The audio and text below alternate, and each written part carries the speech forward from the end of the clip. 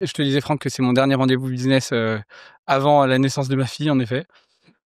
Donc, ça me fait plaisir d'être avec toi pour un sujet printanier, en plus, les conflits d'associés. Plaisir partagé, merci pour l'invitation.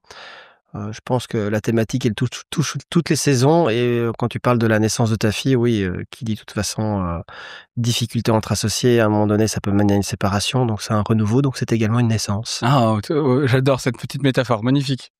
Non, Franck, je suis ravi de te recevoir parce que ça fait franchement au moins 1 an qu'on suit nos sujets respectifs. Alors, on s'était même rencontrés en visio à l'époque où je gérais le club Bootstrap, donc qui était le club de dirigeants rentables, qui ne lèvent pas de fonds et voilà que j'essaie de rendre sexy. Et toi, évidemment, avec les sujets de conflits d'associés, tu t'es une des personnes, je pense, sur LinkedIn, et je pense que les gens relieront avec ça, dont je lis le plus la totalité du contenu. Tu sais, parfois, tu regardes un post, tu vois, tu vas mettre un like parce que tu vois une photo et tu connais la personne, tu vas mettre un petit like pour être sympa. Toi, je trouve que j'ai l'impression qu'en général, moi, je lis tout le post parce que l'histoire est tellement croustillante et tellement, c'est tellement un thriller en tant que tel que je la lis en entier, quoi.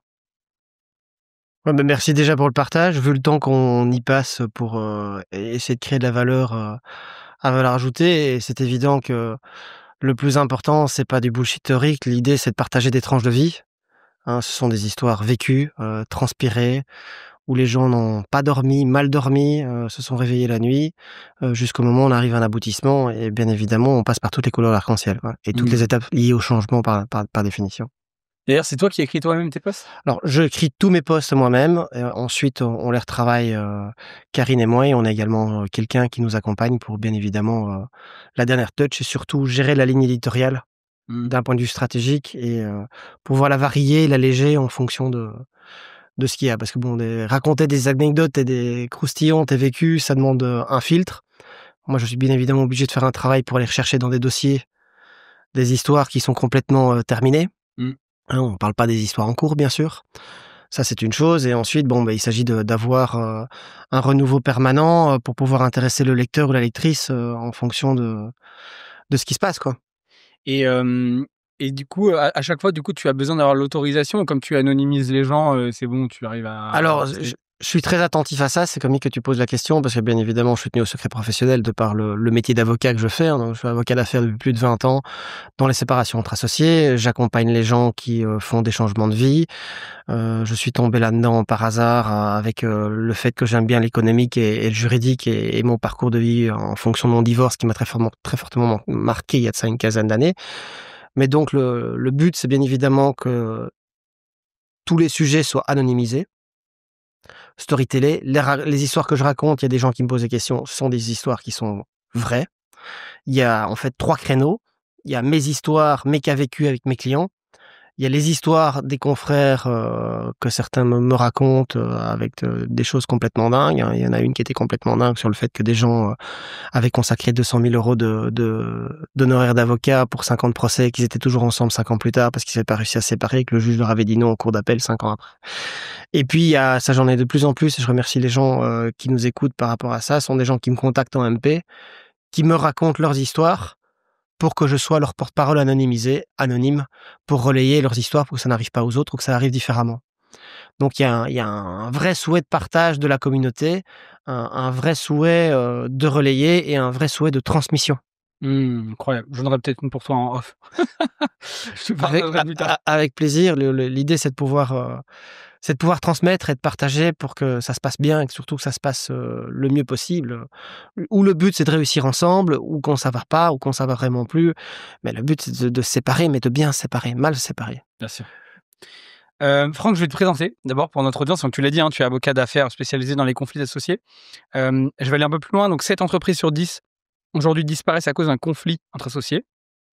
Donc, pas à cause d'un manque de clients ou d'un mauvais produit, à cause d'un non-dit, d'un ego mal géré, d'un on verra plus tard, qu'on n'a jamais vu venir. Le problème, ce n'est pas le désaccord, c'est de ne pas savoir le nommer, l'écouter ou le traiter. Donc, Franck Debutte, tu es avocat. Tu as accompagné plus de 400 entrepreneurs dans ces moments critiques où tout peut exploser. Les tensions, les trahisons, les manipulations, les silences. Tu connais les histoires qu'on ne raconte jamais dans les podcasts business. Celles où des amis de 10 ans ne peuvent plus se voir, où un fondateur part du jour au lendemain, ou une boîte qui cartonnait finit à la poubelle à cause d'une signature mal placée. Tu parles cash sur LinkedIn notamment, peut-être parce que tu as toi-même vécu en effet un divorce qui t'a marqué et des séparations professionnelles douloureuses. Ta lucidité et tes punchlines ont séduit plus de 30 000 personnes sur LinkedIn qui suivent tes analyses de conflits comme d'autres regardent des thrillers. C'est mon cas. Dans cet épisode, on va parler de pourquoi est-ce qu'on choisit souvent le mauvais associé, comment éviter de devenir prisonnier d'un lien professionnel et surtout comment se séparer sans tout casser. Est-ce que le programme te convient ? Magnifique. Bon, génial. Plein de flashbacks en fonction des cas vécus, donc on peut y aller. C'est ça. Écoute, je vais te poser quand même la première question de mon podcast pour qu'on te connaisse mieux. C'est quand la dernière fois que tu t'es senti à poil et sans filet ? Alors, cette question, elle est déstabilisante parce que bien évidemment, elle renvoie tout de suite à une zone d'insécurité et une sortie de zone de confort. La dernière fois où j'étais vraiment en zone d'insécurité et d'inconfort, c'est la première fois que j'ai posté sur LinkedIn en février 2022. Entre-temps, on est 170 posts plus tard, enfin plus de 70 posts plus tard, mais j'ai toujours la petite boule au ventre chaque fois que je poste. Les premiers posts ont été très difficiles, un vrai combat contre moi-même parce que les métiers d'expertise sont dans leur tour d'ivoire. Or, c'est quelque chose que je combats fondamentalement. L'idée, c'est d'avoir un échange vulgarisé. Et donc, les premiers commentaires que j'ai reçus sur les premiers posts, pour moi, c'était une vraie difficulté de me sentir nu et de devoir y répondre parce qu'à partir du moment où on partage son écrit, on partage son vécu, on ne sait pas comment la balle va nous revenir. C'est un don de soi et on ne sait pas où on va, quoi. Ça, c'était la dernière fois et la prochaine fois, je peux te communiquer la primeur dans le cadre de notre entretien d'aujourd'hui. Ce sera au mois de septembre, vu qu'on lance la newsletter, l'Avoclac qui sera communiquée tous les 15 jours. L'Avoclac. L'Avoclac. Une claque d'avocat tous les 15 jours pour ne pas en prendre. J'adore. Et l'idée, bien évidemment, c'est de rester sur cette histoire de cas vécu, l'analyser et voir ce qu'on peut en ressortir de positif derrière en termes de best practice. Et là, le jour où la première Avoclac va partir via Substack, ce sera la même sortie de zone de confort. Je serai de nouveau à poil et sans filet, vu qu'on repartira dans une nouvelle dynamique, quoi. Voilà. Et qu'est-ce qui, de quoi t'avais le plus peur ou encore un petit peu aujourd'hui, c'est une question de, t'as l'impression que les gens se disent que c'est nul ce que tu fais, c'est quoi ta peur derrière? La personne qui nous dit qu'il n'y a pas de syndrome d'imposteur, moi j'y crois pas. Je pense qu'on a tous une petite difficulté avec ça. Après, avec le temps, je pense qu'il est rassurant pour les gens qui font l'effort de se rendre visible, c'est d'avoir une posture d'explorateur. Ça sort de cette peur de ne pas pouvoir répondre aux attentes. Hein. On explore comme tout le monde, mais on partage son exploration. Ça, c'est super important. Et puis bon, après, ensuite, oui, j'ai quand même un côté perfectionniste. Donc le fait de perdre le contrôle, on est vraiment dans un schéma de lâcher prise, en fait. On ne sait pas comment la balle nous revient. On est dans le partage. Voilà. Après, maintenant, ça fait partie du jeu. Je suis toujours surpris de voir les retours. Et au plus j'avance, au plus je polarise. Dans le sens où les gens sont heureux, contents, reconnaissants du partage, où on tombe dans l'autre tranche qui n'aime pas, voire qui déteste. Et c'est très bien comme ça. Est-ce que ça t'est déjà arrivé qu'après un de tes posts, quelqu'un t'écrive en disant mais attends, mais tu parles de mon histoire là, c'est quoi ce délire, comment tu oses faire ça? Les amis, 2 secondes. Il y a des clubs d'entrepreneurs qui se lancent tous les jours ou presque sur LinkedIn. Mais ceux qui durent depuis plus de 10 ans, ce sont ceux qui sont incarnés. C'est le cas du Kite & Connect, incarné par mon ami Laurent Witt, qui est un entrepreneur passionné par le kite et la foil, qui réunit tous les entrepreneurs présents dans son club, le Kite & Connect, mais aussi un entrepreneur un peu fou, parce qu'il est capable de créer des événements incroyables, comme le B2B Kite Summit, qui se déroule fin septembre à Darla, au Maroc, avec plus de 300 participants dirigeants et dirigeantes qui vont faire du kite et faire du business en même temps. Il a inventé notamment la Sunrise Party. Imaginez-vous à 5h du matin grimper une montagne, tout en haut, vous allez faire la teuf avec un DJ set, vue sur la mer, attendre le lever du soleil jusqu'à 7h, faire une prière tous ensemble pour ensuite démarrer sa journée. Donc allez-y. Et surtout, le club d'entrepreneurs Kite & Connect, c'est plus de 500 membres actifs, 50 événements par an. Donc si vous avez besoin de soutien entre pairs et à faire du business, il y a plus de 250 millions d'euros générés entre les membres. Donc foncez, allez voir Laurent Witt et le Kite & Connect. Alors, il y a des gens qui s'identifient au poste anonymisé en fonction de ce que j'écris, parce que effectivement, même cause, même effet, hein, sont des tranches de vie. Quand on parle de séparation, de burn-out, de divorce, de décès, de naissance, enfin de maladie, tous les aléas de la vie, hein, ce que j'appelle les EIP, hein, pas l'engagement individuel de pension, mais bel et bien l'événement individuel perturbateur, hein, c'est le truc qu'on vient à chaque fois. Oui, j'ai des gens qui parfois surréagissent en MP, mais de façon positive, plus de façon positive que de façon négative. J'ai très peu de critiques en MP. Mmh. J'ai quasiment pas de critiques en MP. Depuis le temps que je pose, depuis plus de 3 ans et demi, le phénomène Hater, il est vraiment extrêmement limité. Je réagis de 2 façons, ou je bloque tout de suite, Mmh. ou je réponds de façon laconique: «Merci pour cette fantastique contribution pour l'humanité». OK. Hem, donc toi-même, tu vois, j'aime bien comprendre ton parcours.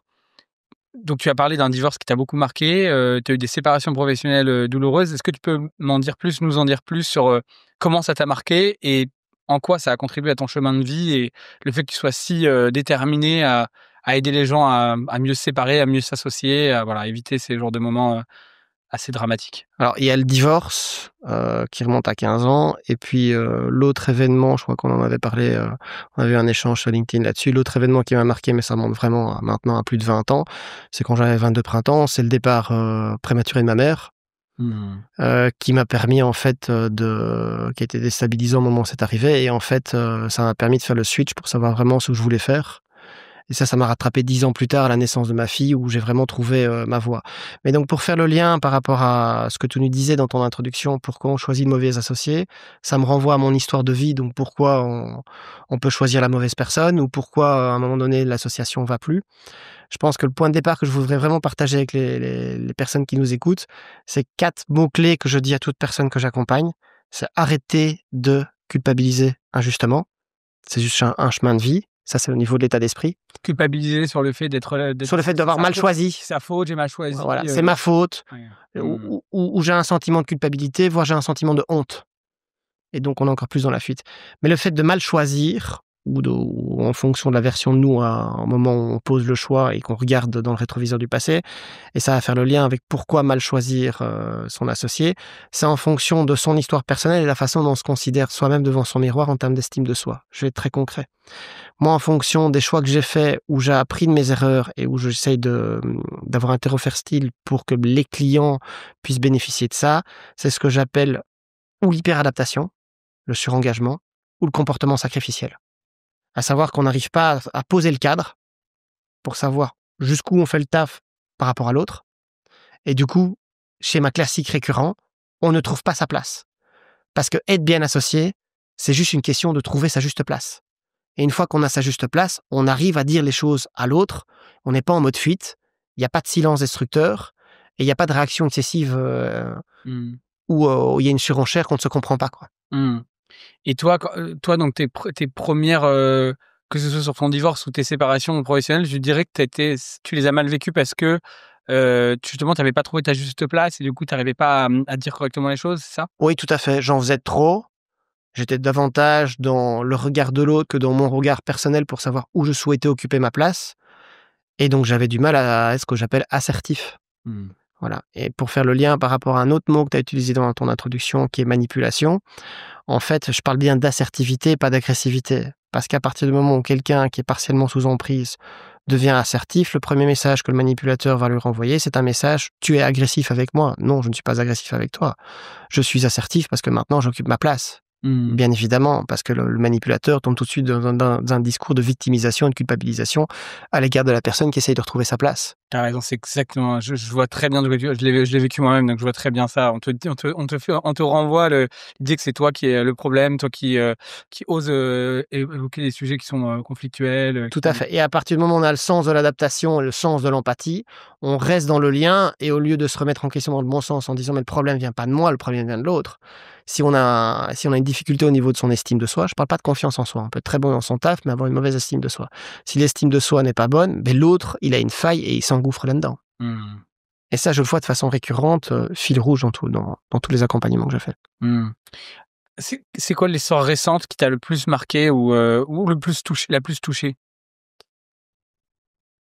Une des histoires qui m'a le plus touché, c'est comique parce que tu me parlais bientôt de la naissance de ta fille qui est imminente. Ça est arrivé à une date anniversaire de ma fille qui est née le 12 août, donc on sera assez proche, la tienne et la mienne. Il y a de ça quelques années, j'ai bouclé un accompagnement ce jour-là. D'ailleurs, j'avais écourté mes vacances pour l'accompagnement. C'était un cas extrêmement délicat. J'avais reçu cette personne un dimanche après-midi au bureau, dans un fantastique 50-50, bien sûr. Hein, l'association 50-50. D'accord. C'est magique quand ça fonctionne, c'est tragique quand ça plante parce que tout est bloqué. Les gens n'ont toujours pas compris qu'avoir 2 volants dans la même voiture, ça ne fonctionne pas. Et donc, la personne est arrivée chez moi un dimanche. L'associé avait retiré 600 000 balles des comptes en banque. On a réussi à ce que l'autre associé le remette sur les comptes. Déjà ça, on a eu un premier ouf. Et ensuite, le client que j'accompagnais, il s'était mis dans un schéma d'hyperadaptation, manque de confiance en lui, donc il n'était pas administrateur de sa propre boîte, il était juste salarié. Donc il s'est fait licencier de sa propre boîte par son ami associé qu'il connaissait depuis son enfance, avec qui il avait fait toutes ses études. Hein, on parle du lien affectif historique. Et donc, il avait 50% des parts, Oui. et il n'était pas mandataire social, il était Tout à fait. salarié. Tout à fait. Ouais. Donc, l'autre était président, Et voilà. et l'autre n'avait pas de mandat social. Non, non, voilà. Mon client n'avait pas de mandat social, donc il s'est retrouvé licencié de sa propre boîte. D'accord. Donc le truc vertigineux au niveau des émotions, parce que ça s'est fait en cours d'accompagnement au moment où on a préparé la transition, parce que bon, c'est assez simple, hein, c'est achat ou vente, ou bien évidemment, c'est worst case scénario à éviter, liquidation. Et donc, en cours d'accompagnement, je lui avais averti au niveau de ses risques. J'ai dit maintenant, on va rentrer dans une phase d'assertivité. Vous avez un risque qui est identifié. Vous allez vous faire licencier de votre propre boîte. Soyez prêts. Vous allez avoir le recommandé qui va tomber chez vous. Gardez les nerfs solides. C'est juste pour vous mettre sous pression. Donc, on est passé par cette étape-là. Et puis, on a eu 2 phases qui sont accélérées. On a fait ça sur 3 mois de temps. Où l'autre partie ne voulait pas de la boîte, donc ça c'est quelque chose qu'on a appris, et il a commencé à bluffer. Il a d'abord proposé 800 000 balles pour le rachat de sa boîte.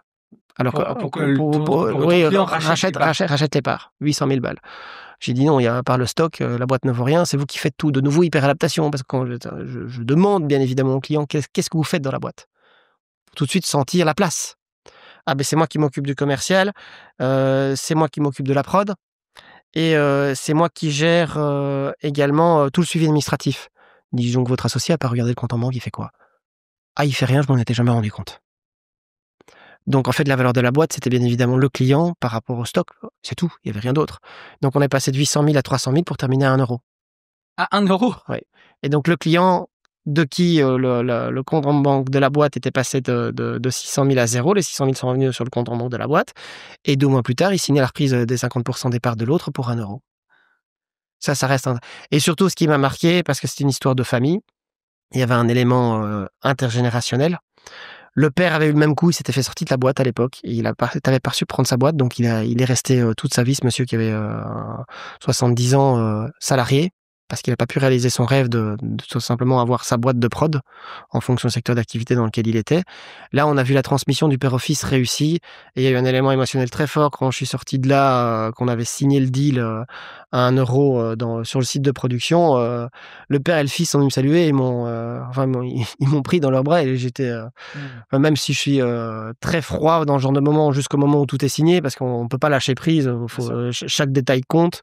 Il s'agit de rester extrêmement calme jusqu'au moment où tout est signé. Mais ça a été un ascenseur émotionnel extrêmement fort. Oui. J'étais super ému, oui, parce que je voyais cette transmission père-fils qui était réussie cette fois-ci. Le schéma de répétition était cassé, et le fils avait sa boîte en main pour pouvoir gérer la suite. Ça reste un des moments culminants. Il y en a d'autres, mais celui-là m'a très fortement marqué. Ça, c'est un point aussi que tu mets en avant dans tes accompagnements, c'est que tu dis no emotions, no business, ou c'est dans l'autre sens, je sais plus. No emotion, no business. De toute façon, on est là pour soulager une douleur émotionnelle. Et si on n'arrive pas à identifier la douleur émotionnelle pour mettre les mots MOTS sur les mots MAUX de la personne qu'on souhaite accompagner, mais il n'y a pas de déclencheur positif pour pouvoir arriver à un résultat. C'est pas possible. Quel que soit le métier qu'on fasse, que ce soit un produit ou un service. Tout dépend de la douleur. On apporte une solution à une douleur. Au plus la douleur est forte, au plus la solution est impactante. Alors toi, du coup, tu te considères plus comme un coach ou comme un psy qu'un avocat? Alors, c'est comique que tu me poses cette question, parce que je suis extrêmement strict sur mes conditions d'acceptation de client. À savoir qu'à ce stade-ci, pour les accompagnements, je refuse le cas si la personne n'est pas déjà en cours de changement émotionnel et le cas échéant, à elle, un coach, un thérapeute, voire un psychologue ou une psychologue pour l'accompagner. Ah, tu demandes à ce que chaque client soit accompagné, c'est incroyable ça. Oui. Je suis à ce stade-là. Ok. Je suis à ce stade-là parce que les gens que j'accompagne sont des gens qui sont en sortie d'emprise historique, malgré elles, hein, auto-sabotage, comportement sacrificiel. Et donc, ça, c'est ce que j'appelle le triangle vertueux. On translate du triangle infernal de Karpman, victime, bourreau, sauveur, pour passer dans un triangle vertueux où chaque personne occupe sa place. Alors, qu'est-ce que j'entends par triangle vertueux? Le client ou la cliente prend sa responsabilité. Moi, je suis là pour l'accompagner. J'ai une approche émotionnelle, mais je ne me substitue pas à un psychologue ou un thérapeute. Chacun a sa place, parce que moi, il y a des points que je vais déposer chez le client pour qu'il puisse avancer dans son cheminement au niveau de ses prises de décision. Je dis ça, c'est un point clé de votre passé. Vous voyez ça avec votre psy. Comme ça, nous, on peut bosser et on avance de notre côté. Parce qu'il n'y a rien de plus difficile de voir un client valider une stratégie et puis à un moment donné, revenir sur sa décision tout simplement parce qu'il est en train de peur, de tristesse ou de colère qu'il y a à son passé. Alors que ça, c'est facilement nettoyable chez le psy. Et à ce moment-là, on a vraiment un cercle vertueux, on peut avancer très vite. Waouh. Je sais, j'avoue que je trouve ça. Enfin, moi, une de mes plus grosses convictions dans l'existence, c'est que le monde irait mieux si les leaders travaillaient sur eux. Tu vois? Donc, je pense qu'on est, on est d'accord Il là-dessus. y a un exemple français que j'ai encore revu récemment sur YouTube qui est très marquant dans le domaine du sport. C'était Eddie Riner qui a eu une psy depuis l'âge de 15 ans. Mmh. On voit où il a été, hein. Mmh.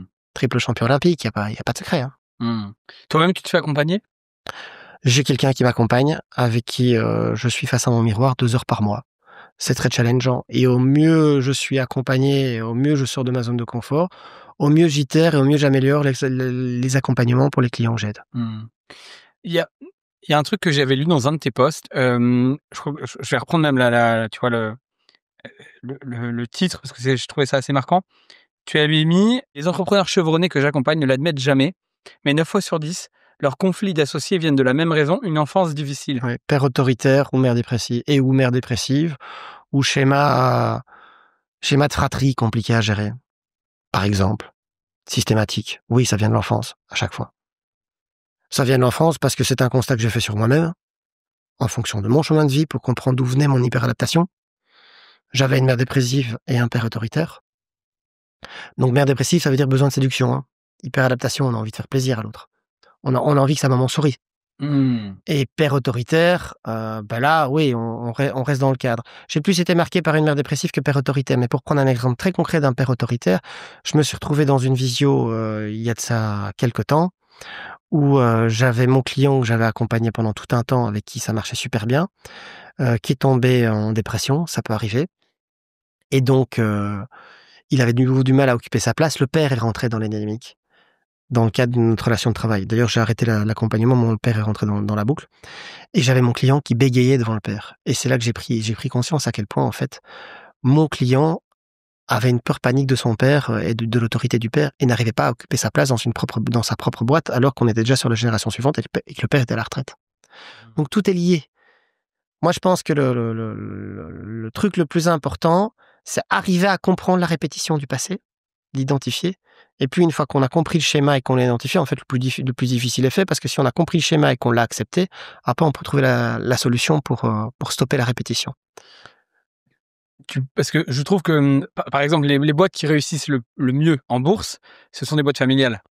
Tu vois, c'est les Pinot, les Arnaud, les Bouygues, les Mullier, voilà, enfin toutes ces boîtes-là. Les Arnaud ont perché au niveau accompagnement développement personnel. Hein. Eh ben, alors, vas-y, dis-moi. Mais alors, de ce que j'avais entendu, hein, c'est pas une information qui est recoupée, donc je vais parler de mon intuition et des sources que j'avais vues. Je pense que le groupe Arnaud applique la méthode SANE, S-A-N-E.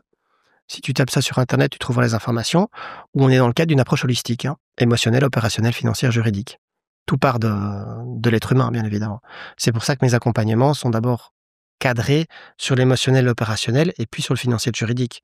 Les 3 premiers points, c'est 80% de l'accompagnement. Le technico-juridique, c'est même pas 20%. Le technico-juridique, en fait, à l'heure actuelle, une fois qu'on a solutionné les 3 premiers points, tu prends une intelligence artificielle anonymisée, hein, que les gens qui nous écoutent nous disent pas, oui, notre métier va disparaître à cause de l'intelligence artificielle. On sait très bien que c'est un outil pour être encore meilleur dans nos professions respectives, mais la dernière partie va hyper vite. C'est juste technico-juridique administratif. C'est pas là qu'est la valeur ajoutée. La valeur ajoutée, c'est la difficulté et l'acceptation du changement. D'ailleurs, le premier slide que je mets dans le cadre de mes accompagnements des gens qui arrivent chez moi, que ce soit en visio ou en présentiel, je leur mets le schéma sur l'étape du changement pour voir s'ils sont en déni, colère, dépression ou acceptation, itération. Et c'est toujours de voir si quand je reçois le client seul ou accompagné par un membre de sa famille, pour voir où il se situe. Parce qu'il y en a un qui va me mettre: «Oui, moi je suis déjà en phase d'intégration», et puis il y a la mère ou la fille à côté qui va dire: «Ben non, pour l'instant, tu es dans le déni complet, tu rien compris». Mmh. Comment est-ce qu'on repère justement les signes d'un enfermement dans une relation professionnelle toxique, mais pas que professionnelle d'ailleurs, probablement, j'imagine que c'est le même schéma, tu vois, sur nos relations, amoureuses, et cetera. D'ailleurs, toi, tu fais même la comparaison, tu parles de ton divorce et de séparation professionnelle. Donc, c'est quoi les signes de ça? Alors c'est la question est super, pertinente et délicate en même temps. Au niveau de l'état d'esprit, bien évidemment, c'est quelqu'un qui est dans un état de soumission, voire de fuite. Quand on est dans l'hyperadaptation, on est partiellement dans la soumission. Ça dépend du tempérament. On est dans la soumission ou on est dans le rapport de force, dans la colère. Tout dépend du type de personne dans lequel on se trouve. Mais je pense que concrètement, on ne réalise pas qu'on est dans le brouillard, jusqu'au moment où il y a une goutte qui fait déborder le vase en disant: «Non, ça je peux plus l'accepter», quoi. Du style, des clients que j'accompagne, qui sont historiquement dans un 50-50 et qu'il y en a un qui, à un moment, qui l'autre qui dit: «Beh oui, moi maintenant je veux la majorité», alors que ça n'a pas été prévu dès le début parce qu'il y a la frustration.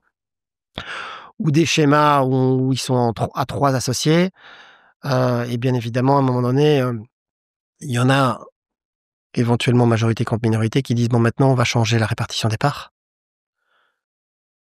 parce qu'on trouve que tu fais pas ton boulot ou que tu fais pas assez ton boulot». Sentiment de culpabilité alors qu'on fait très bien son boulot, hyperadaptation, donc on se dit: «Beh, ça sera bien, je vais lâcher un peu de parts». On va refaire un pacte d'associés qui est le méga piège, bien évidemment. J'ai un choix qui est exactement Et ce qu'a et donc ouais. et donc le méga piège du soi-disant pacte d'associés pour fixer les règles, mais non, c'est pas pour fixer les règles. C'est déjà pour diminuer, ta répartition d'actionnariat dans la boîte, et puis on va t'indiquer indirectement la porte de sortie en fonction du bad liver, de la faute grave qu'on va mettre dans le pacte jusqu'au moment où on te met la sortie.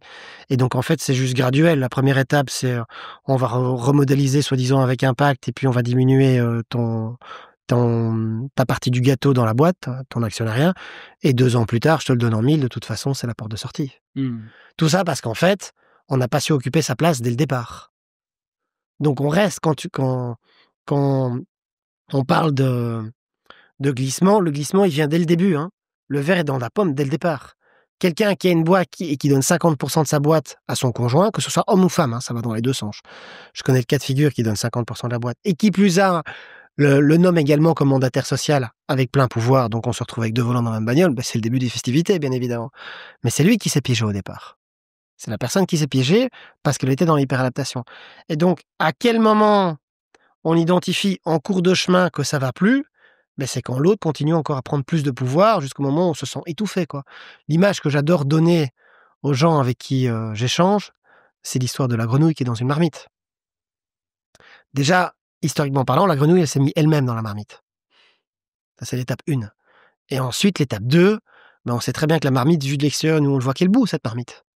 Donc elle bout parce qu'elle est montée d'un demi-degré, semaine après semaine, voire mois, année après année. La personne qui est dedans, elle s'en rend plus compte. Elle se rend compte au moment où, Ouais, où le je 30 cuillères, quoi. où elle est en train de cuire, bien évidemment, en disant: «Là, maintenant, je suffoque, c'est plus possible». Donc le premier but du jeu, en termes de translation et de visualisation, c'est de plus être dans la marmite, mais de mettre l'autre dans la marmite pour retrouver sa place. Ça me donne envie de te poser une question que je pensais te poser à la fin, mais que je vais quand même te poser maintenant. À quoi bon s'associer, en fait? Alors je pense que s'associer, on va plus loin à 2 que seul. Je suis bien placé pour le savoir. Moi, j'ai eu 2 associations où j'étais dans l'hyperadaptation où ça n'a pas fonctionné. Maintenant, j'ai une 3e association avec ma femme qui s'occupe de tout le volet communication et branding, du bureau d'avocat, où ça marche très bien. On se challenge mutuellement et je pense que tout est basé sur une question de complémentarité. Hein, j'ai fait un post il y a 2 semaines sur le sujet, le guide ultime pour bien s'associer. La complémentarité, c'est super important. Ensuite, tu as un majoritaire. Il y a pas de secret, hein. Une boîte, c'est, Bah, c'est toi, par exemple, en l'occurrence, c'est toi le oui, bien majoritaire. évidemment. De toute façon, ma compagne n'est pas avocate, donc déjà ça serait pas possible parce que c'est interdit au niveau déontologique, et 2, elle a une participation minoritaire dans les règles de l'art. Mais 1, complémentarité, 2, majorité, 3, bien connaître ses propres valeurs. et ne pas transgresser ses valeurs. Moi, une question piège dans les accompagnements que je fais. Donc, je fais des crash tests pour des gens qui veulent s'associer, pour voir le matching et pour voir la colonne vertébrale de leur pacte d'associés. Donc, ils sortent de chez moi avec une page A4 en disant il y a tel et tel point où vous devez faire gaffe, le rapport à l'argent, le rapport au temps, le rapport à l'autre. Et donc, je leur demande est-ce que valeurs sont négociables? Le mec ou la nana qui me répond mes valeurs sont négociables, c'est mal barré. J'adore. Ça, c'est le mur à l'arrivée certain, quoi. Et ensuite, il faut savoir accepter le pire défaut de l'autre. Le pire défaut de l'autre, si l'autre est bordélique, et qu'au début, on arrive à gérer ça, si on a un camp de base perfectionniste, type 1 énéagramme, à un moment donné, le bordélique, ça va être compliqué pour l'autre. Hein. Ça va user sur le long terme. Sauf si on met une personne entre les deux qui va faire que ça va mettre de l'huile dans les rouages et qu'on a une super VA, une super assistante virtuelle qui va faire que tout va être géré. Mais c'est un point qui peut être compliqué à gérer. Moi, je connais des gens qui sont séparés, qui étaient frères, parce qu'après 10 ans, un des frères ne supportait plus que l'autre frère soit bordélique. Il n'en pouvait plus. Donc, connaître le pire défaut de l'autre. Les qualités, on s'est séduit, on a envie de bosser ensemble. Donc, pour répondre à ton question, moi, je pense qu'il y a des associations qui sont fantastiques, quand on voit comment le business fonctionne. Mais penser qu'une association est éternelle et que sans se parler, on va arriver à se comprendre et de faire ce que moi j'ai vécu dans mon divorce, à savoir qu'on a créé une belle maison, on arrive avec ses valises et on les dépose. Mais on n'ouvre pas la valise, on ne regarde pas le linge pour laver le linge en famille quand il y a quelque chose qui ne va pas et qu'on ne se parle pas, qu'on se trouve dans un schéma de silence et qu'on prend la fuite alors qu'il y a un problème. Là, ça implose. J'avais encore vu une newsletter il y a de ça 2 semaines d'Éric Larchevêque, pour pas le nommer, où il parlait de, en fait, quand il fait son bootcamp dans son domaine. Vierzon, ouais. Dans son domaine, qui disait... Très bon épisode que je vous conseille d'écouter sur la chaîne, d'ailleurs. Et que j'ai écouté également et que je confirme. Il expliquait qu'en fait, les associés, à un moment donné, ils arrivent à un plafond de verre. Pourquoi ?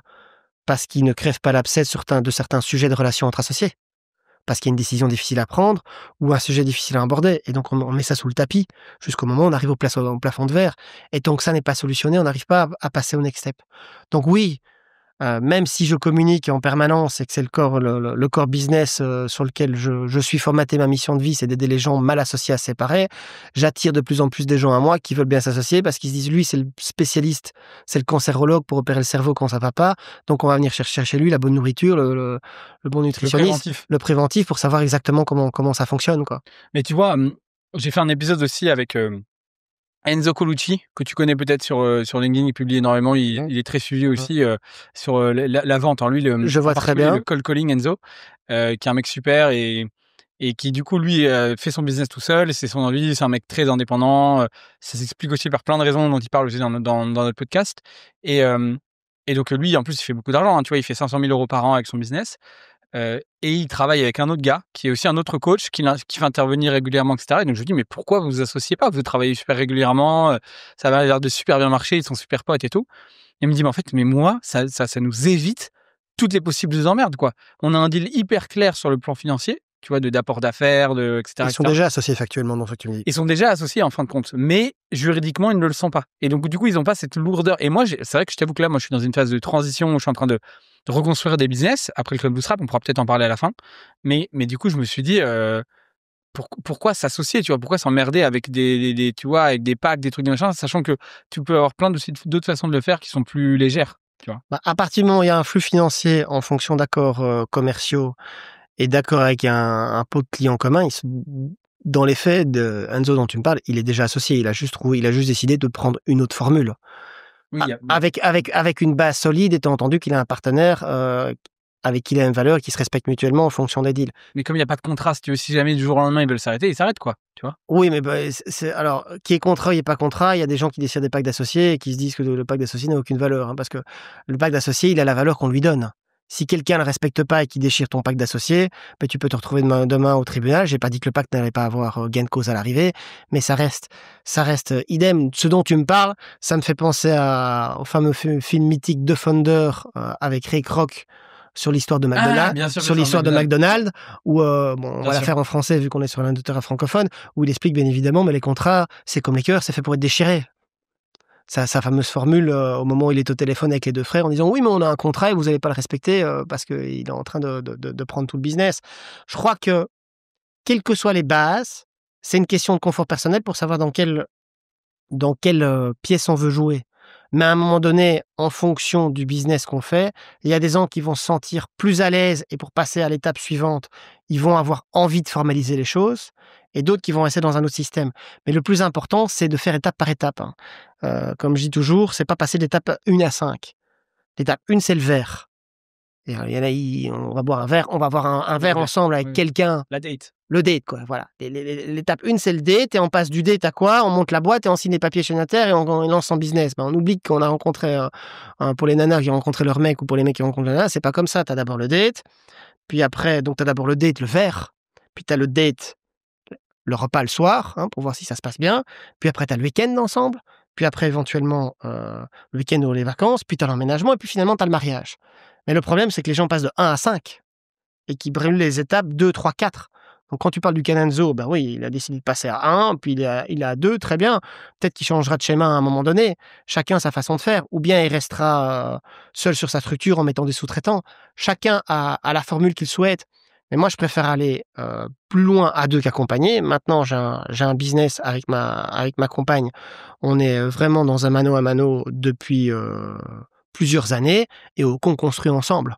Et je vois qu'il y a une dynamique positive et un cercle vertueux qui s'installe vraiment fort de par le partage qu'on a. Et ça, à un moment donné, si on n'a pas la même identité au sein de la même boîte, avec le même branding et la même personne, tu peux pas regarder en haut. Ça veut dire que tu resteras dans un conglomérat. 1 plus 1 égale 2, mais 1 plus 1 ne fera pas 3. Je connais plein de... C'est très intéressant ce que tu dis parce que je connais plein de fondateurs, alors beaucoup plus qu'on ne pense d'ailleurs, qui sont associés effectivement en famille, que ce soit en couple ou avec des frères et sœurs, ou parfois même aussi avec souvent le père plutôt, mais parfois aussi la mère, j'ai vu. J'en ai rencontré plein chez les bootstrappers, justement, les boîtes, les PME, il y en a vraiment un paquet, je pense que tu confirmeras aussi. Et c'est vrai qu'on se dit, mais dans ces cas-là, alors effectivement, c'est all-in quand c'est partout. C'est comme dans un investissement, si tu mets sur le bon truc et que tu t'as investi sur Apple dans les années 2000, bah oui, tu vas faire exploser ton patrimoine. Mais néanmoins, le problème, c'est que si la boîte s'écroule, bah tu perds aussi tout, quoi, tu vois. C'est toujours le problème de mettre tous ses œufs dans le même panier. Donc, t'en penses quoi de ça? Pour tous les gens qui s'associent en famille, en couple, etc. Mais donc, l'un dans l'autre, je pense que le volet familial, quand tu parles de all-in, il est effectivement présent.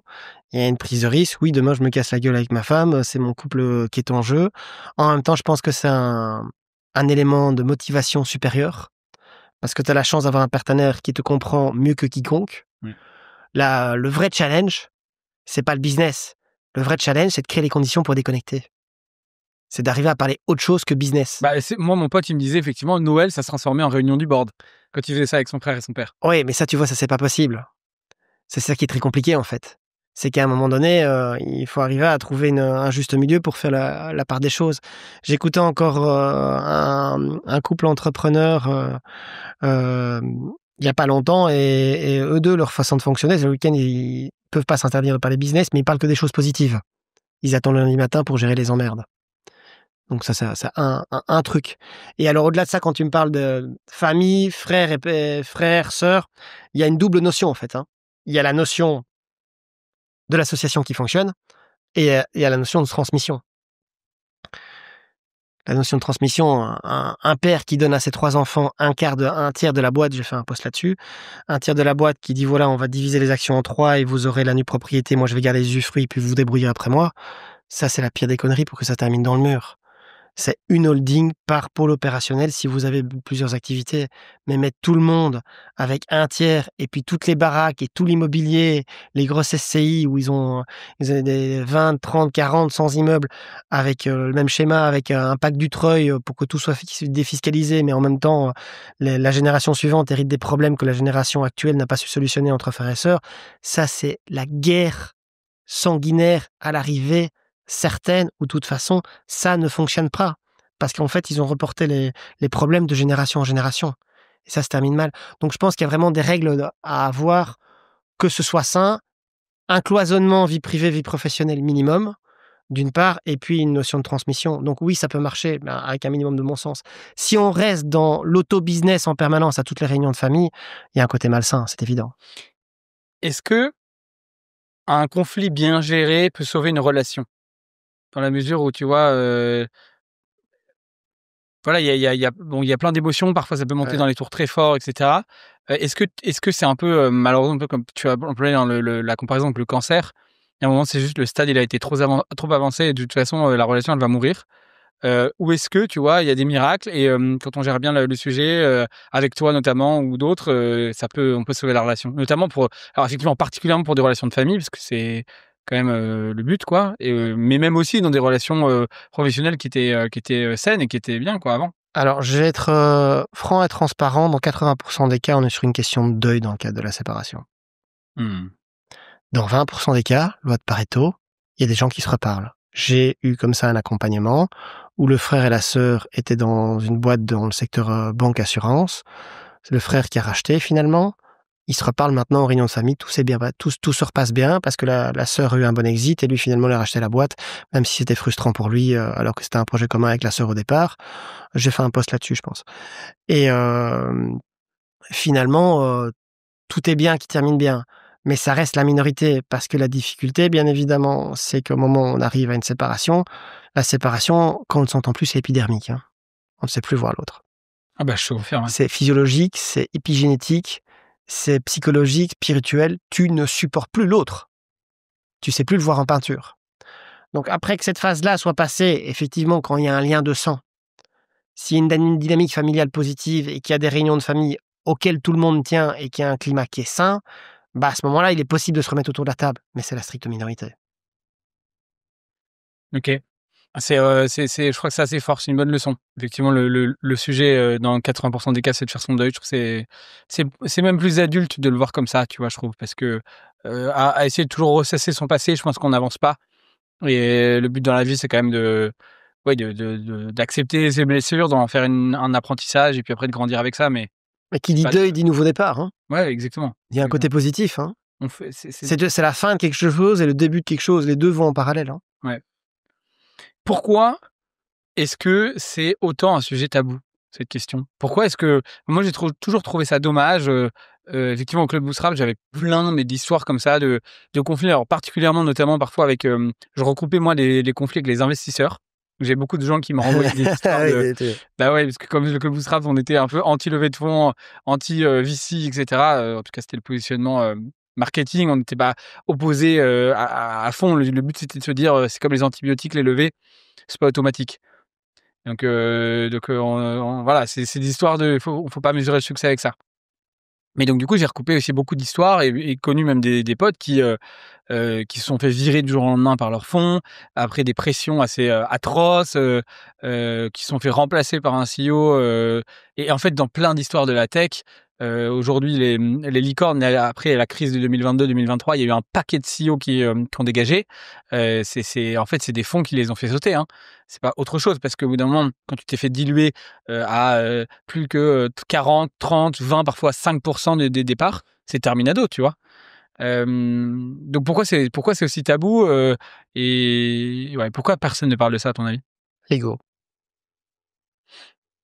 problème humain, honte, culpabilité, difficulté de passer, d'une position d'échec à juste une position d'explorateur. Je pense que la culture américaine, on le sait historiquement, est beaucoup plus ouverte sur le sujet, hein. En Europe, on a quand même ce complexe judéo-chrétien, on a fait une erreur, la faute, la culpabilité. Mmh. J'ai péché, alors qu'en fait, j'ai juste, essayé, j'ai appris. Et que le jour où les entrepreneurs, qui nous écoutent, d'ailleurs tout le monde peut me contacter en MP sur LinkedIn, je serais ravi d'être, leur porte-relais, leur porte-drapeau, c'est un terreau fertile à partager aux autres pour que ça se passe bien, quoi. En fonction de l'expérience, c'est un give back positif pour même eux s'auto-améliorer et mieux vivre leur apprentissage. Mais c'est une projection de sa difficulté personnelle quand on se trouve de son besoin en disant: «Ouais, voilà, ma success story finalement, je me suis fait sortir». Les cas de dilution dont tu parles, j'en connais, beaucoup également, hein, surtout avec des investisseurs. L'investisseur, il est là pour faire du pognon, même s'il y a des beaux sourires, si on fixe pas un cadre clair en gardant le contrôle, où vous avez le contrôle, vous le perdez. C'est si simple que ça, hein. Ou vous êtes au-dessus ou vous êtes en dessous, hein. Il y a pas de rapport d'égalité, de respect mutuel avec un fonds d'investissement, hein. On peut avoir C'est des le rapport des forces. voilà, c'est un rapport de force. Après, à contrario, j'ai été à une night session il y a de ça quelque temps, d'une success story où un fonds d'investissement avait mis des billes, dans le capital d'une boîte et après, le patron avait fait son exit. Mais là, on est sur un plan clair dès le départ. C'est on investit dans votre boîte et le but du jeu, c'est que d'ici 3 à 5 ans, vous soyez inutile dans la boîte en fonction de la valeur qu'on a créée et vous prenez votre chèque, vous partez. Là, tout est clair depuis le début. Mais un founder qui veut un investisseur pour qu'il investisse dans sa boîte en pensant il est là juste pour mettre du pognon, avoir un retour sur investissement et moi, je suis en sécurité, ça, c'est juste un mirage. Ça n'existe pas. Réveillez-vous, quoi. Si un mec met du fric sur la table, c'est ou pour avoir le retour sur investissement et surtout, à un moment donné, vous serez sur un achat éjectable, vous ne serez plus pour le propre patron de votre boîte. Donc, ou vous restez sur du bootstrapping, sur l'autofinancement, ou vous faites rentrer quelqu'un, mais vous verrouillez. C'est tout. Et pas commencer à déballer le tapis rouge en montrant toutes les informations clés sur la boîte, alors qu'on sait très bien qu'en termes d'éthique, ça existe, il y a des fonds d'investissement qui sont éthiques, c'est quand même la minorité. Sinon, ils vont prendre les infos, ils vont pas dire qu'ils ont un conflit d'intérêt, ils vont vous donner les informations stratégiques que vous avez sur le mode de fonctionnement de votre boîte pour aller mettre chasse à un concurrent chez qui ils ont investi, en qui ils croient plus, ou tout simplement chez qui ils vont faire du fric plus rapidement. C'est la réalité économique du marché. Ça me fait penser à un post de Jean de la Roche-Brochard que j'ai reçu sur le podcast, d'ailleurs, un épisode qui va bientôt sortir. Tu connais, je pense, Jean, non? Pas directement, je serais ravi de le découvrir. C'est l'opérateur de Kima Venture, qui est le fonds d'investissement de Xavier Niel. Ok. Et qui fait ça depuis 10 ans maintenant. Et il investit dans une boîte par semaine depuis 10 ans. Donc, il est hyper actif dans l'écosystème, très, très connu, très suivi. Jean de la Roche-Brochard, donc tu pourras regarder. Et Jean, il a fait un post récemment sur les vautours. Il appelle ça les vautours. C'est-à-dire que, en gros, c'est les gars les minoritaires, qui ont investi voilà, une somme d'argent, quelle qu'elle soit, dans une startup qui a réussi. Et au moment de la signature de l'exit, donc de la vente de l'entreprise, le gars dit en fait, j'ai pas fait assez d'argent, je veux pas 5 millions, j'en veux 10. Et sinon, je bloque le process parce qu'ils ont un pouvoir de chantage, voilà. Et il dit, mais voilà, mais c'est comme ça qu'on pourrit en fait tout Tout l'écosystème avec des mecs comme ça qui détruisent les fondateurs, qui vont en plus, s'ils gagnent, rogner sur la part du fondateur, qui du coup va être dégoûté, qui va plus avoir envie d'entreprendre, qui va plus avoir envie de transmettre, honte, culpabilité, etc. Comment est-ce qu'on évite ce genre de vautour, à ton avis? Ça, c'est un vrai sujet. Alors, je vais te surprendre avec ma réponse. Je crois que ça dépend du travail qu'on fait sur soi pour attirer à soi les bonnes personnes. C'est une question d'estime de soi, une question de mindset.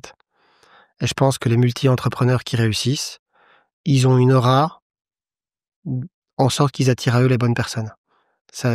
Et c'est un chemin de vie, en fait.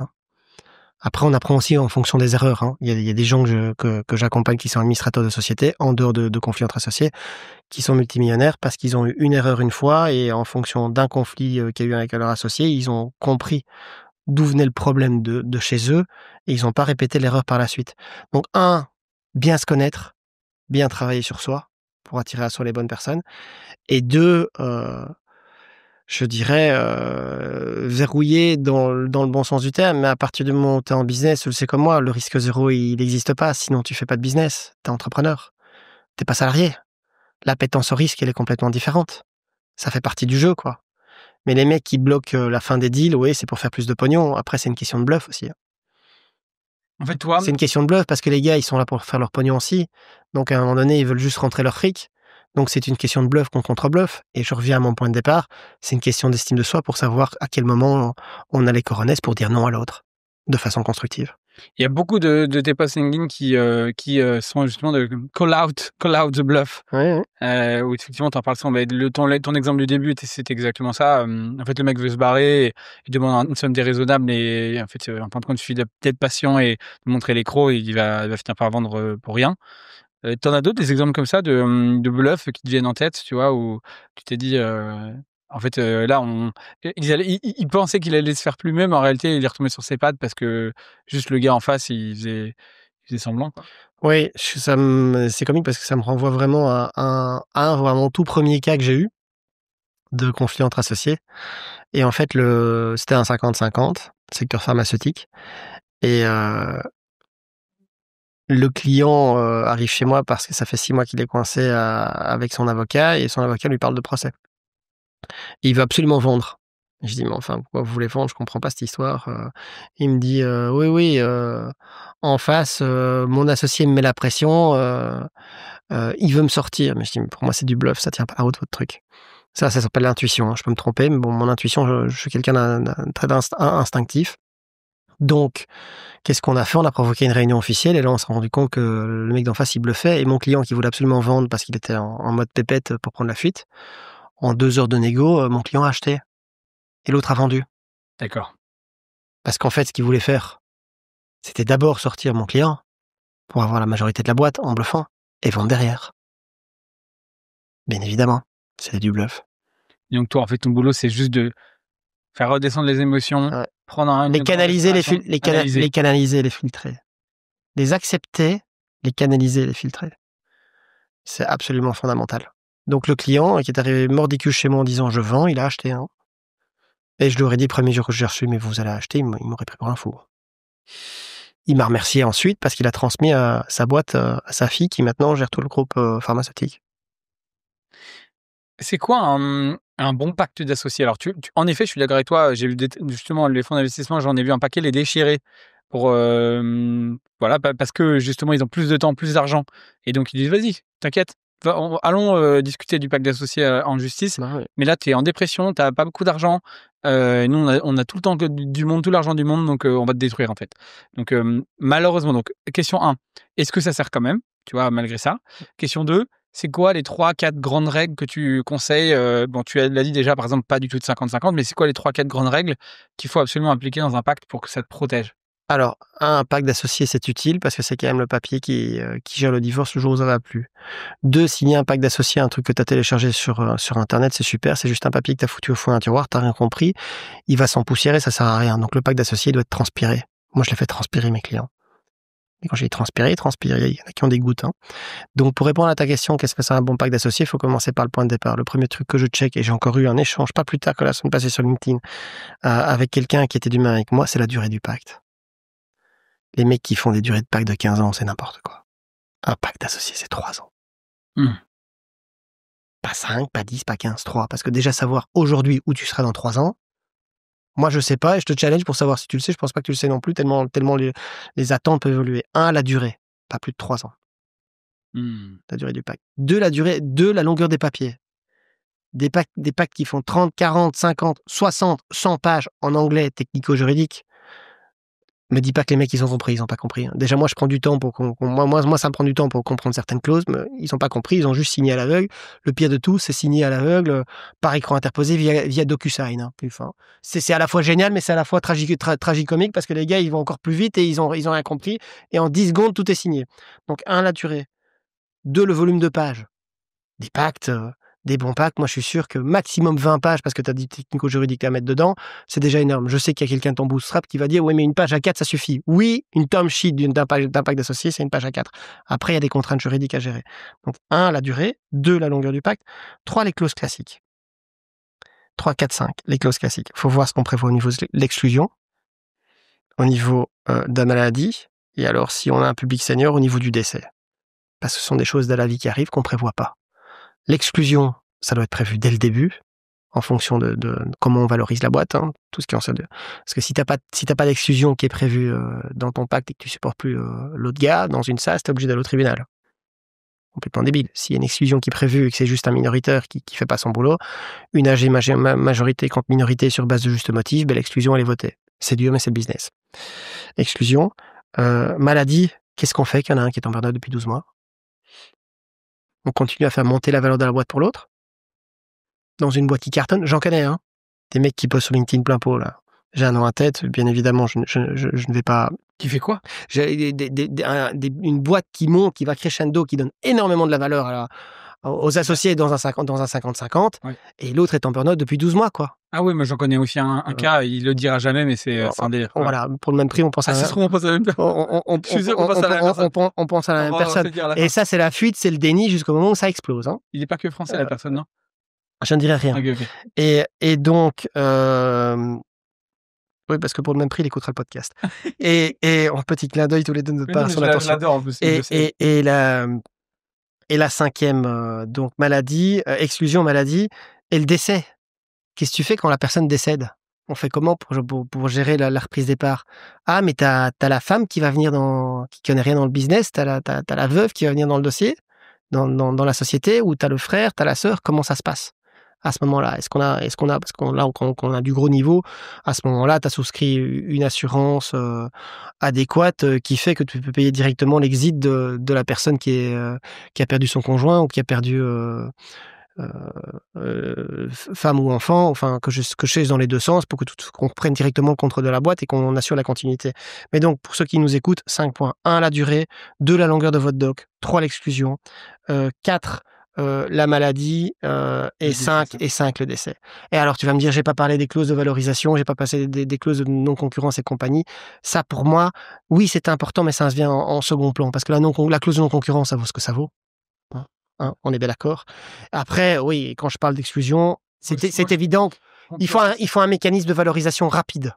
Ça doit être fluide et clair dès le départ, sinon c'est le foutoir. C'est un multiple de l'EBITDA, arrêté dès le début et on... Oui, quelque chose de très très clair. Ou alors, il y a un investisseur qui rentre et puis on prend cette valo et on peut pas... Voilà, mais parce que sinon c'est le blocage certain. Ouais, c'est clair. Ouais, c'est intéressant. Ok, donc là, on a un petit peu tout vu. Pourquoi les gens se retrouvent dans ces conflits. Donc là, tu nous parles du rapport de soi, l'estime de soi, souvent des sujets avec l'enfant, super autoritaire, mère dépressive, ce genre de cas. Pourquoi les gens prennent un mauvais associé. Qu'est-ce qui les erreurs les plus fréquentes. Tu nous l'as dit, donc se mettre à 50-50, ne pas parler des sujets, être dans l'hyperadaptation, se faire happer par un bluff de quelqu'un qui veut te racheter pour rien du tout, te sortir parce que t'es pas mandataire social alors que t'as les parts. On a plein de cas comme ça. On parle d'un bon pack d'associés pour se protéger. Maintenant, ok, prenons une personne, là elle se dit, là elle nous écoute, elle se dit waouh, ou alors elle veut s'associer, elle se dit waouh, je m'apprête à m'associer ou au contraire je suis dans une situation difficile. Je me rends compte du coup que je suis dans la marmite là, que c'est en train de bouillir sous mes fesses. Je veux partir. J'ai fait le travail sur moi, donc pour être accompagné par Franck, on l'a entendu, vous allez voir un psy ou un coach. Donc vous êtes en train d'accepter ce que vous vivez. Et là, donc vous avez fait quand même à peu près un pack d'associés qui vaut ce qu'il vaut. Qu'est-ce que tu fais maintenant? Tu es juste dans cette situation-là, tu te rends compte qu'il faut partir, que ça va pas, qu'il faut changer. Tu as un pack d'associés, voilà, et tu as un peu travaillé sur toi, mais qu'est-ce que tu fais maintenant? Alors c'est très simple, donc ça veut dire que le premier combat est gagné. Le premier combat, c'est le combat émotionnel et gagné. J'ai fait un post LinkedIn sur ces deux combats. Le deuxième combat, c'est le combat opérationnel. Tu vas me dire, mais de quoi il parle? C'est simple. Ça dépend du pouvoir que tu as dans la boîte pour négocier ton exit. Au plus tu es incontournable, au plus tu as du poids pour pouvoir négocier proprement.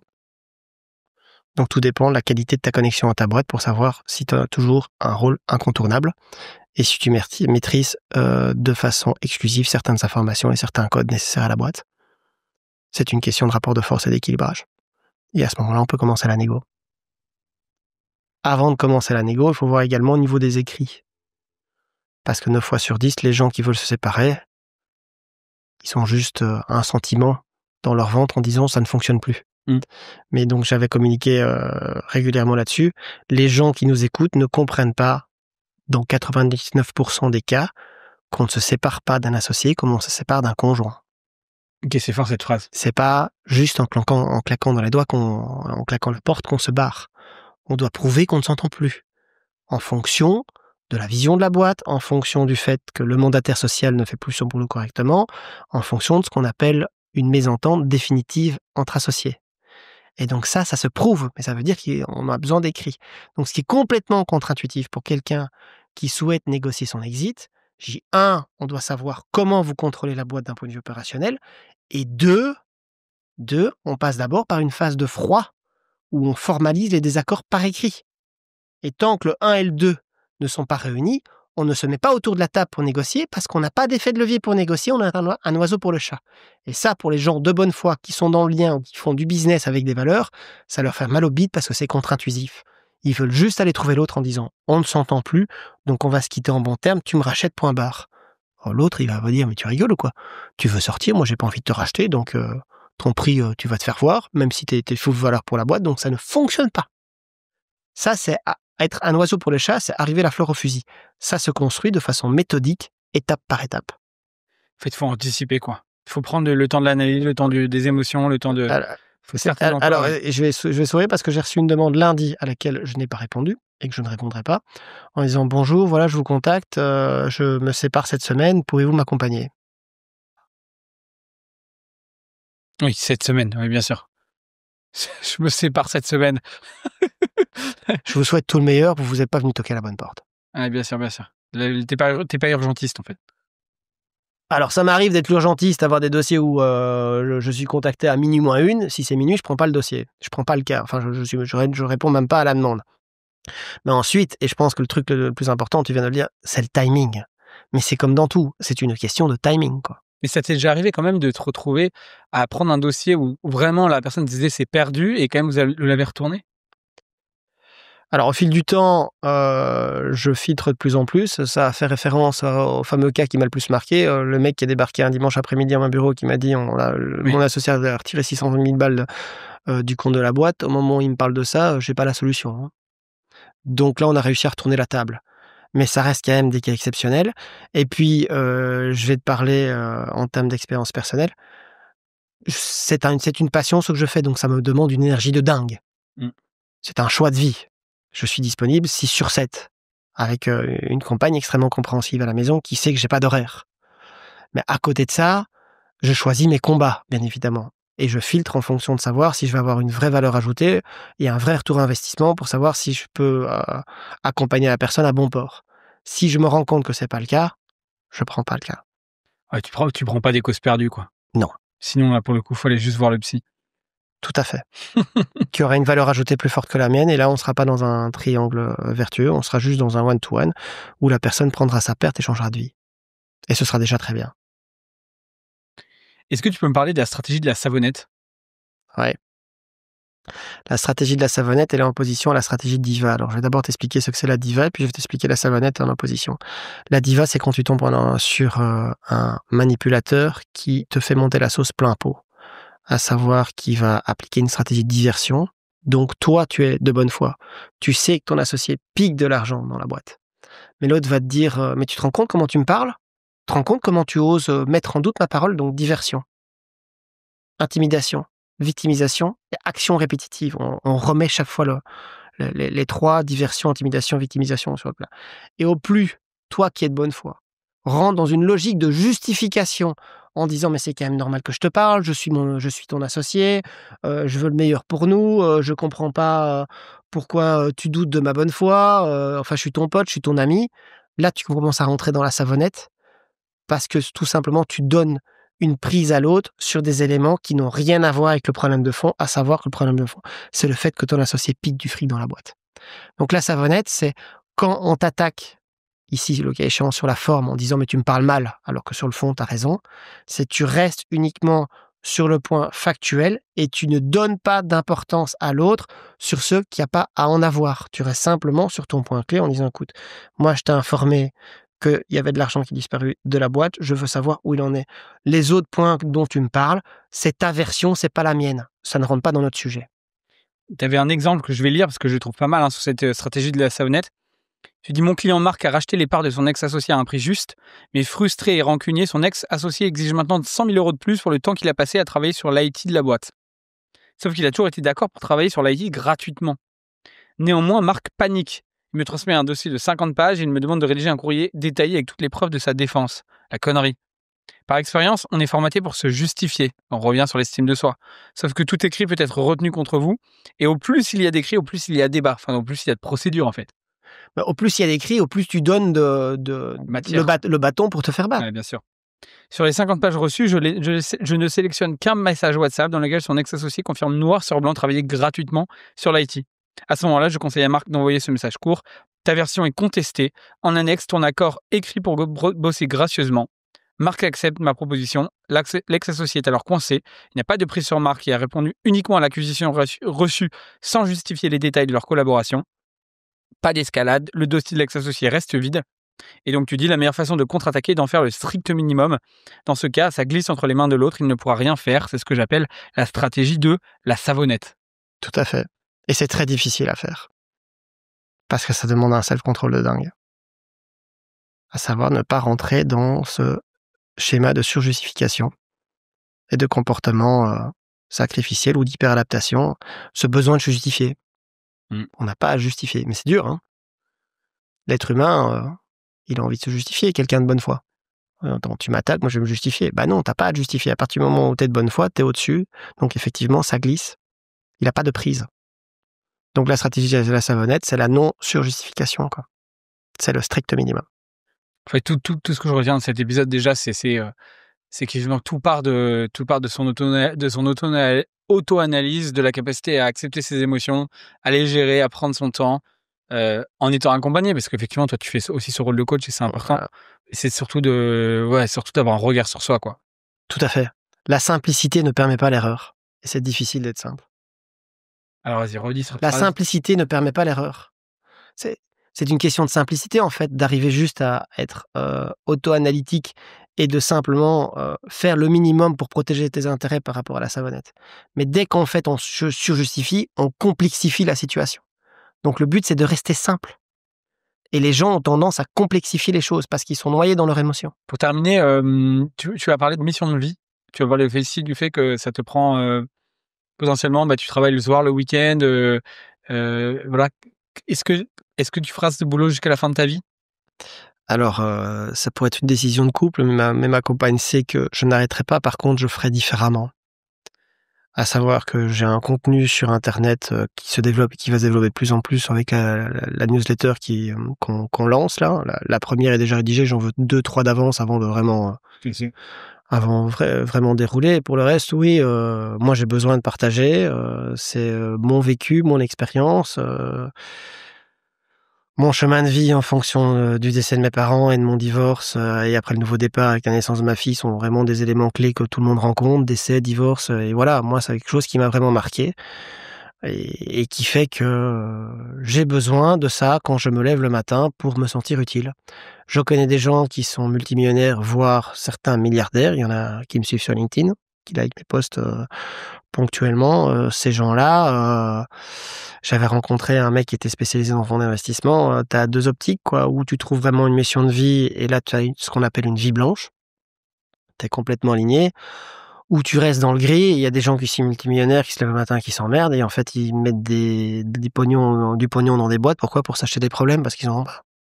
C'est le phénomène zéro BTR là, dans les holdings où tu dois réinvestir. Du coup, les gens se deviennent, investisseurs, semi-professionnels, business angel pour écrire ça sur LinkedIn et qui du coup font plein de conneries, passent beaucoup trop de temps dans les boîtes dans lesquelles ils sont pas propriétaires, font perdre du temps aux fondateurs et perdent de l'argent à la fin parce qu'ils ont fait des mauvais investissements. Je pense que c'est un des trucs, La les plus, la sous-estimés, hein. la seule question clé, c'est pourquoi on se lève le matin? Qu'est-ce qui fait que tu fais ton podcast? Qu'est-ce qui fait que ce que je fais maintenant? Pourquoi on est à notre place? Bah, parce qu'on fait ça et que on en au fond on a ça au fond de nos tripes. C'est notre place. Mmh. Tu penses qu'aujourd'hui tu es capable d'absorber tous les futurs conflits, qui se présenteront à toi ou les futurs, je dirais, qui sont armés, confiants, sur tous les potentiels, désaccords, tu vois, qui pourraient s'offrir à toi? Ouais, je pense que le twist, il est dans l'autre sens. C'est moi qui fixe les règles de jeu pour savoir qui j'accepte comme client. Oui, mais pas forcément que des clients, tu vois? Mais alors là, en termes de est-ce que je suis prêt à accepter tous les conflits? Non, parce qu'il y a des cas de figure qui sont solubles, d'autres qui sont pas solubles. Je fais le filtre d'entrée de jeu, hein, qui dépend d'une chose, c'est la capacité de la personne à vouloir changer ou pas, hein. Il y a des gens qui vont dire qu'ils veulent changer ou pas, mais en fait, ils ont pas le mindset, ils sont dans le déni. Suite, on en parlait en off avant qu'on a commencé l'entretien, qui est pour moi vraiment absolument fondamental et j'enfonce le clou tous les jours. L'argent est un flux et pas un stock et quel que soit, le flux de vie dans lequel on se trouve, si on investit dans les prestations de quelqu'un, c'est pour avoir un retour sur investissement, c'est pas un coût. Sinon, on crée une énergie négative. Mais donc, pour répondre à ta question, est-ce que j'accepte tous les conflits?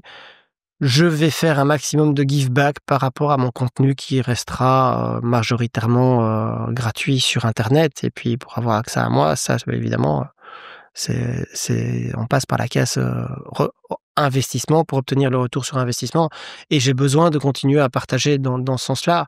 Donc je pense qu'il y a une spirale positive parce que cette stat de 7/10 qui vient pas de moi, qui vient des States, hein, concernant le fait que 7 boîtes sur 10 se cassent la gueule, à cause d'un conflit entre associés, ça part en fait d'un développement personnel et d'une volonté de changer et d'une envie de changer, quoi.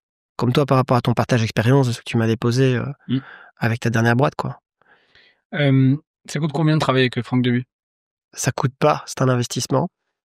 Donc déjà, c'est un red flag. par rapport à la question que tu viens de me poser. Déjà là, Moi, je te pose la question, c'est terminé. alors non, alors c'est pas terminé, mais j'ai refusé un accompagnement vendredi dernier où j'ai eu 15 minutes de discussion avec le mindset client qui oscillait entre coût et investissement. Il comprenait pas. J'ai reçu un mail lundi de quelqu'un qui m'a dit oui, donc voilà, votre proposition, ça va me coûter autant. Je réponds pas au mail.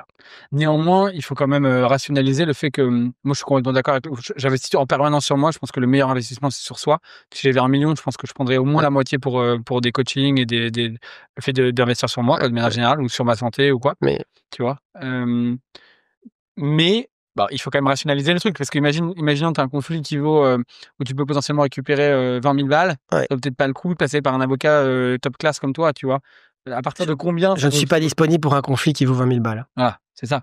Donc c'est à partir de combien, à partir de ce qu'on estime Ah, valoir alors, combien, on peut passer par toi, tu vois? alors qu'on s'entende bien.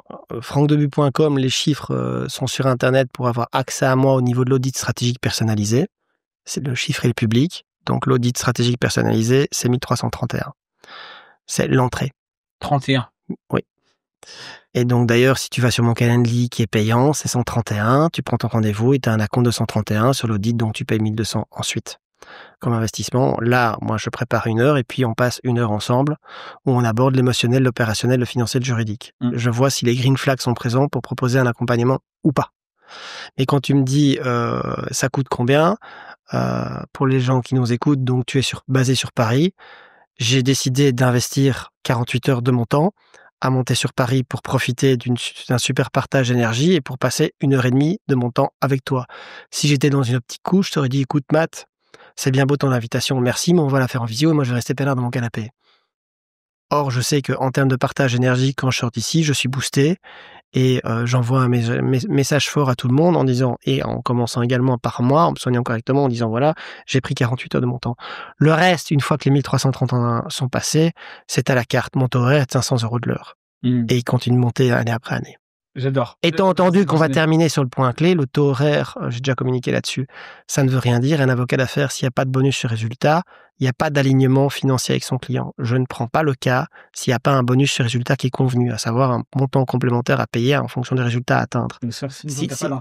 Sinon, ça veut dire que le client, c'est le win for life de l'avocat d'affaires et qu'il n'y a pas de volonté d'alignement financier pour obtenir un résultat. Étant entendu, de toute façon, plus longtemps le cas dure, au plus c'est bénéfique pour l'avocat. Or, moi, c'est pas mon optique. Et d'ailleurs, le bonus sur résultat, c'est un bonus complémentaire. C'est interdit de travailler uniquement au résultat. C'est interdit par la profession, bien évidemment. Une notion d'indépendance et d'impartialité. Et là, on commence à s'aligner. Le mec ou la nana est prêt à bosser sur lui. Vous avez un psy, une psy, super. Vous êtes aligné sur le fait que si on bosse ensemble, c'est un investissement. Et en plus de ça, bien évidemment, on est aligné sur le bonus. Là, on a 3 green flags. On peut commencer par l'accompagnement. Et là, je suis prêt à m'investir à 100% pour vous. Ce que j'aime chez toi, Franck, c'est qu'il n'y a pas de tabou. Il n'y a pas de tabou sur l'argent, il n'y a pas de tabou sur les relations, il n'y a pas de tabou sur le travail, sur soi. Je n'ai pas trouvé de faille, tu vois, pour peut-être j'en trouverai parce que j'en ai énormément et que je bosse tout le temps dessus, à mon avis. Comme tout le monde. Alors, 2 dernières questions pour conclure ce podcast. La première, c'est quoi ton plus gros regret? J'apprends au fil des tours et avant, je t'aurais dit que j'avais des regrets. Maintenant, j'ai plus de regrets. J'apprends de mes erreurs et j'ai pas de regrets dans ma vie. Je suis là où j'en suis maintenant. J'arrive sur mes 50 printemps en fin d'année. Mon divorce a été ma richesse. Et je suis bien dans mon couple maintenant parce que voilà, je sais où j'en suis et je connais les points à améliorer. Je suis quelqu'un qui a un tempérament historiquement colérique. Mes colères m'apportent maintenant du bon. Si j'avais un point à nommer, être plus rapidement en contact avec ce qu'on appelle la communication non violente, même si je crois que c'est un parcours de vie avec les 50 ans qui arrivent ici en fin d'année. Et ensuite, le truc que j'ai découvert depuis le début de l'année, qui est vraiment pour moi un accélérateur relationnel, business, l'énéagramme.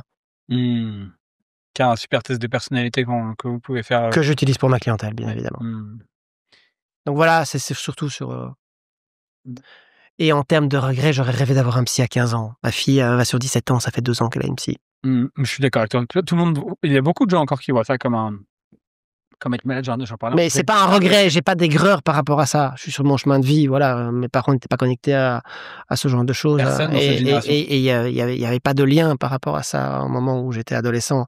Mais je pense que les personnes qui arrivent à prendre soin d'elles au niveau émotionnel, on dit tous que la compétence de vente est la plus fondamentale. Mais si t'es pas aligné au niveau émotionnel, tu feras pas de vente. Ça, c'est une qualité qui se développe après et pas avant. Quelqu'un à qui t'aimerais dire merci, en conclusion de ce podcast? Bah, toi, pour ton invitation, Et quelqu'un d'autre? c'est déjà super, on se rencontre aujourd'hui. Moi, je suis très content d'être là et très content de partager ce moment avec toi. OK, magnifique. Bah, je te remercie Franck pour ce super moment, sincère, profond, plein de learnings aussi, d'apprentissage, on va pas faire du franglais. Donc moi, tu vois et même j'ai eu le droit à une auto-analyse pour, 0 €. Attends, la chance que j'ai, quoi. Merci pour le partage À bientôt, profite bien de Paris. et bonne naissance. Merci beaucoup.